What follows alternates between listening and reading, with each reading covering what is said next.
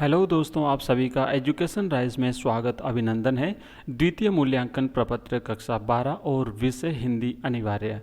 तो चलिए इसमें देखते हैं, पूर्णांक 20 में से हैं और पहला प्रश्न है, निम्न में से कौन सी रचना हरिवंश राय बच्चन जी द्वारा लिखित है। तो ऑप्शन 1 है मधु कलश, ऑप्शन 2 है निशा निमंत्रण, ऑप्शन 3 है आरती और अंगारे और ऑप्शन 4 है अ ब स द तीनों। तो ये तीनों ही जो रचना है ये हरिवंश राय बच्चन साहब द्वारा लिखित है। तो इसका राइट आंसर होगा ऑप्शन द। दूसरा प्रश्न है, निम्न में से कौन से कवि का दर्शन हालावादी दर्शन है। तो दोस्तों पहला है ऑप्शन अ मुक्तिबोध, ऑप्शन ब शमशेर, ऑप्शन स आलोक और ऑप्शन द बच्चन। तो हालावादी दर्शन जो है वो हरिवंश राय बच्चन साहब का है। इन पर उमर खय्याम का प्रभाव पड़ा था। तो इस प्रश्न का राइट आंसर है वो ऑप्शन द है। तीसरा प्रश्न है, खरगोश की आंखों जैसा लाल सवेरा में कौन सा बिंब है। ऑप्शन अ स्पर्श बिंब, ऑप्शन ब घ्राण बिंब, ऑप्शन स दृश्य बिंब और ऑप्शन द श्रव्य बिंब। तो इसका राइट आंसर है ऑप्शन द दृश्य बिंब।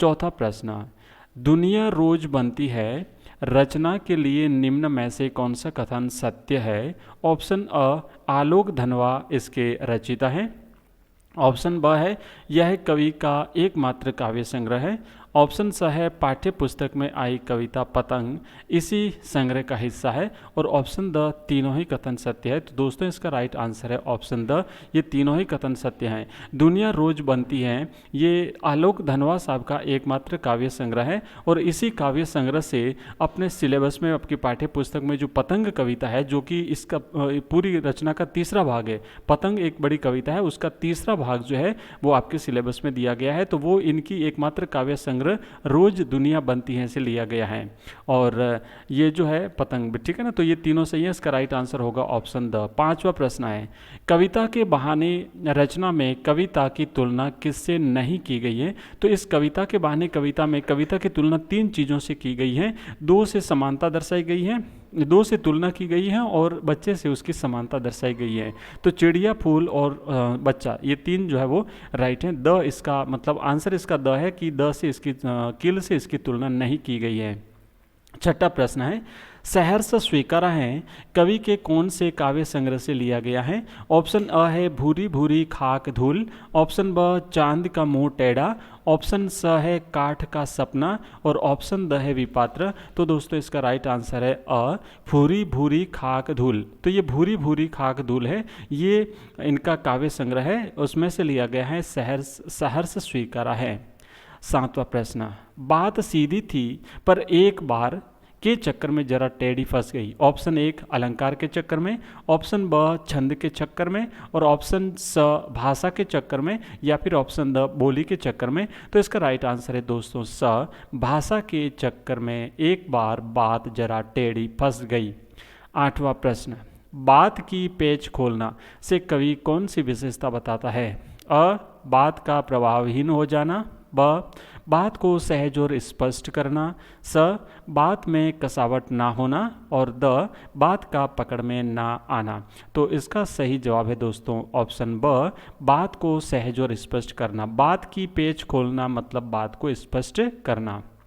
अगला प्रश्न है 9, दिन जल्दी जल्दी ढलता है मैं जल्दी जल्दी में कौन सा अलंकार है। ऑप्शन एक यमक अलंकार, ऑप्शन ब श्लेष अलंकार, ऑप्शन स पुनरुक्ति प्रकाश अलंकार और ऑप्शन द है इनमें से कोई नहीं।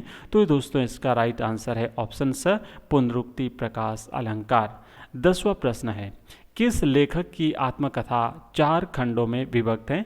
ऑप्शन अ रघुवीर सहाय, ऑप्शन ब आलोक धनवा, ऑप्शन स हरिवंश राय बच्चन और ऑप्शन द कुंवर नारायण।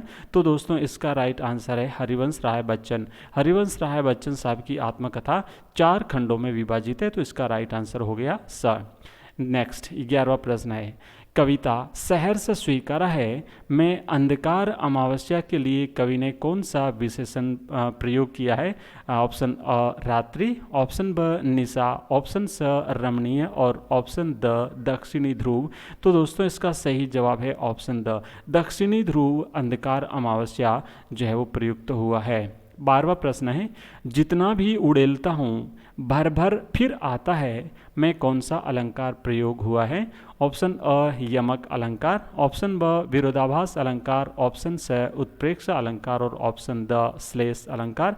तो दोस्तों इसका सही जवाब है ऑप्शन ब विरोधाभास अलंकार। जितना उड़ेलता है उल्टा भर भर उतना फिर आ जाता है, तो ये एक प्रकार से विरोधाभास अलंकार हो गया। नेक्स्ट है 13वां प्रश्न, जो कुछ भी जागृत है, अपलक है, संवेदन तुम्हारा है, पंक्तियों में तुम्हारा शब्द से क्या तात्पर्य है? ऑप्शन अ कवि स्वयं के लिए, ऑप्शन ब कवि के प्रियतम से, ऑप्शन स इस दुनिया से और ऑप्शन द ईश्वर से। तो इसका सही जवाब है ऑप्शन ब कवि के प्रियतम से।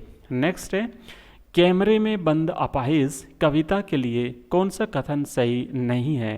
तो ऑप्शन अ मीडिया वालों की निर्ममता का सफल चित्रण हुआ है, हाँ सही है। व्यंग्यात्मक शैली का प्रयोग हुआ है।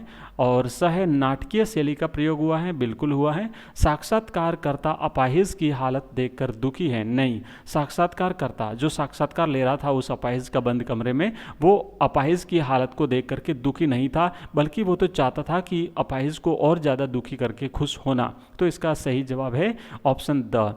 15वां प्रश्न है, निम्न में से कौन सा उपमान उस कविता में प्रयोग में नहीं लिया गया है? ऑप्शन अ विहंगों का स्वागत गान, ऑप्शन ब आकाश को नीला शंख, ऑप्शन स है राख से लिपा चौका और द लाल खड़िया से मली हुई स्लेट। दोस्तों ये सारे जो प्रश्न हैं ये हमारे द्वारा जो MCQs वीडियोस जारी किए गए हैं वहाँ पर आपको मिल जाएंगे। एक एक प्रश्न हमारे वीडियोस में आपको आसानी से मिल जाएगा और बिल्कुल जो है वहाँ पर आंसर सहित हमने MCQs वीडियो जारी की हैं। अगर आप इन सभी प्रश्नों के उत्तर और इसी प्रकार के और प्रश्न देखना चाहते हैं तो हमारे जो MCQs वीडियो हैं वो जरूर देख लीजिएगा, आपको प्लेलिस्ट में मिल जाएंगे। प्रश्न है 16वां, पतंगों के साथ साथ वे भी उड़ रहे हैं अपने रंध्रों के सहारे, पंक्ति में रंध्र शब्द से क्या तात्पर्य है? बालक की शारीरिक संरचना, बालक का जोश और उत्साह, पतंग की डोर और पंख। ठीक है, चलिए 17वां प्रश्न है, निम्न में से कौन सा कथन उषा के लिए सही है? आप लोग पढ़ लीजिएगा, इस ऑप्शन को पढ़ लीजिएगा, आंसर आपको हमारे वीडियोज में मिल जाएगा। 18वां प्रश्न है, बाहर से हंसना और भीतर से रोना तथा किसी अज्ञात की यादों में खोना इस अंश में झलक दिख रही है, केवल छायावाद की, रहस्यवाद की, दोनों की या दोनों में से किसी के नहीं। 19वां प्रश्न है, रघुवीर सहाय की कैमरे में बंद अपाहिज कविता उनके काव्य संग्रह से ली गई है। क्या है काव्य संग्रह का नाम? आत्महत्या के विरुद्ध, लोग भूल गए हैं, सीढ़ियों पर धूप और हंसो हंसो जल्दी हंसो। 20वां प्रश्न है, कविता के बहाने कविता में किस प्रकार की शैली का प्रयोग आप पाते हैं? अभिधा प्रधान कथन शैली, लक्षणा प्रधान कथन शैली, व्यंजना प्रधान कथन शैली और इसमें से कोई नहीं।